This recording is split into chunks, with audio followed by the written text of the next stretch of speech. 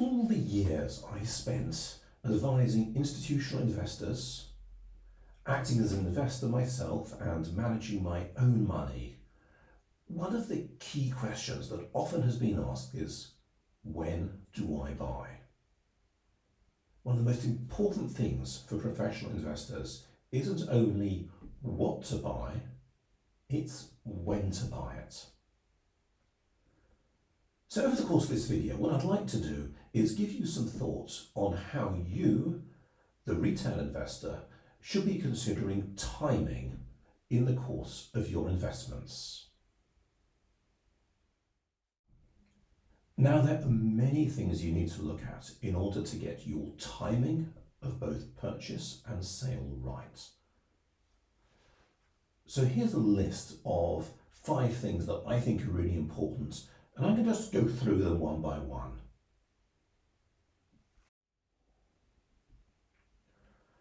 So let's begin by looking at total return. This is one of the most important metrics to understand, and let's take a look at the formula for total return here.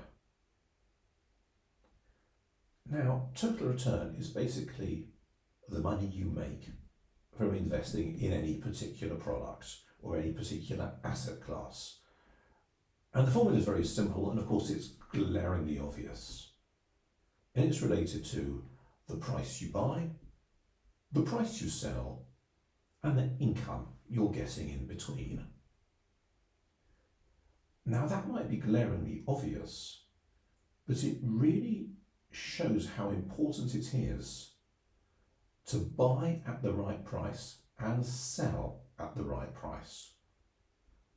What happens to the price action in between isn't really so relevant. All that matters then is the income stream you're getting.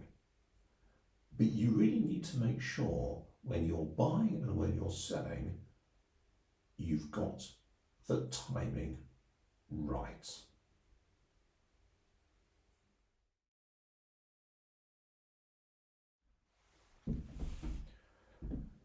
So the first thing you need to know is, where are we on the economic cycle? This is because some asset classes, like government bonds, perform better when the economy is weakening. Other asset classes, like equity, may perform better when it's strengthening. And different sectors of the equity market perform differently according to which part of the economic cycle we're in. So of course, it's easy to say that it's critical that you know whereabouts you are on the economic cycle, but that's easier said than done. Why is it easier said than done? Because there's no economic data available that gives you a definitive view of where you are on the cycle. And therefore, neither governments, nor central banks, nor investors, nor the stock markets know exactly where you are. Instead, there's lots of economic data which comes out, and that gives conflicting interpretations, and all you can do is try and get a sense of where you think we are on the economic cycle, or where the market thinks we are on the economic cycle. So my advice at this stage is, pay a lot of attention to the economic cycle, pay a lot of attention to the economic data. There's a lot of commentary which comes out in the press which kind of tells you whereabouts on the cycle you are. And although that commentary is not always correct, and although it's often revised, it's better at least to pay attention, and that will give you a more accurate sense of where you are. Now, once you know where you are on the economic cycle, you then know the type of instrument that you want to buy at that particular moment in time. And you also know there may be some in your portfolio that you probably want to sell. This is why it's so important. So one big piece of advice I have to give to people is, often potential investors have this sense they want to buy equity. They have this sense they like equity, they want to build an equity portfolio. That may be great and it may be a good long-term strategy, but make sure when you build that portfolio, you build it at the right time, and at the time that suits the markets and the configuration of the markets, rather than at the time that suits you.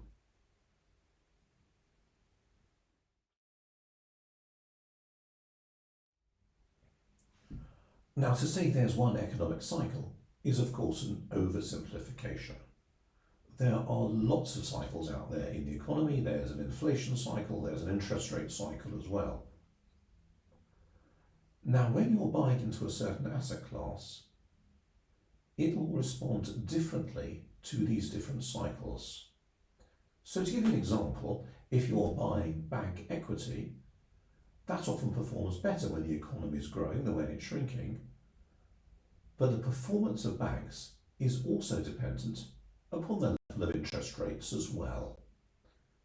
So what you really need to do is to understand which are the factors which drive the valuation of the asset you want to buy.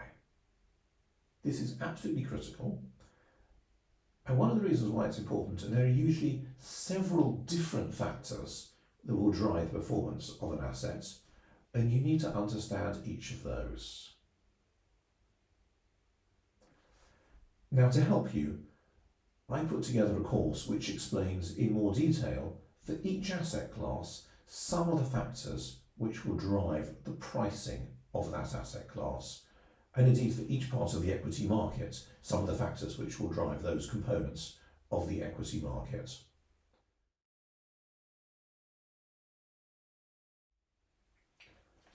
Now, one of the things you really do need to know is the income stream you're going to get from the assets and how much that is in relation to the total return you expect to have. Now, by income stream, what I mean is the dividends you might be getting, or alternatively, those coupon payments you're getting on, say, a fixed income instrument. Why is this important? So let's take an extreme example. There are plenty of equity out there which pay no dividends whatsoever. So you are getting no income stream whatsoever. So the entirety of your total return is based upon the price you buy and the price you sell. And therefore, the type of equation we're looking at for total return collapses to something like this.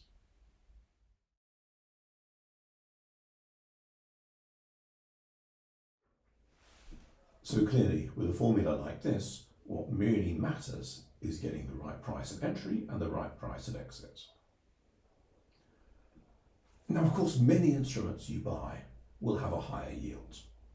And it may be that you're entering retirement and you are buying that stock precisely because you want the yields. And from my experience, many people I've spoken to are very tempted to rush in, buy quickly, because they want to get that income coming in now. It's absolutely understandable. Sometimes they're also reluctant to sell because they feel as though their incomes are going to drop, and they hold on to an asset which really you shouldn't be owning because they just like to have the feel the income's coming in. So think how much that income is worth to you. In other words, if you're getting a yield for income which is, say, 10% of the asset price, then clearly that's quite compelling. But when you're getting quite small yields, which are typical in today's stock markets and also in bond markets as well, it's worth remembering how much of your return is really driven by price compared to the income you're getting. And that's why I must really emphasize getting the right pricing is important.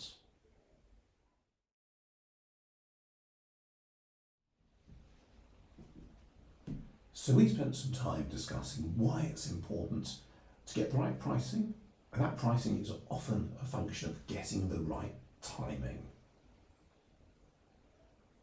But let me put that in context.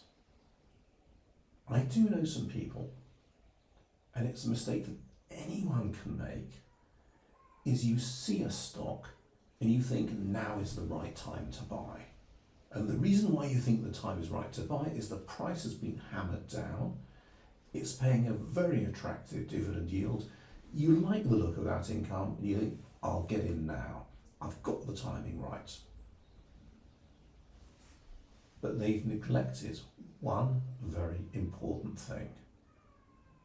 There may be no value in the asset you're buying, or the value may be impaired, and the price might have gone down and down, and it may look like a tempting time to buy, but it's only going to go down further over time.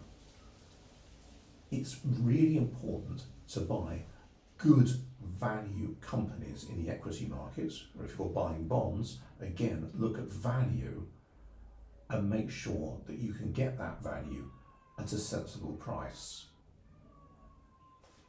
Now, how do you know where good value is?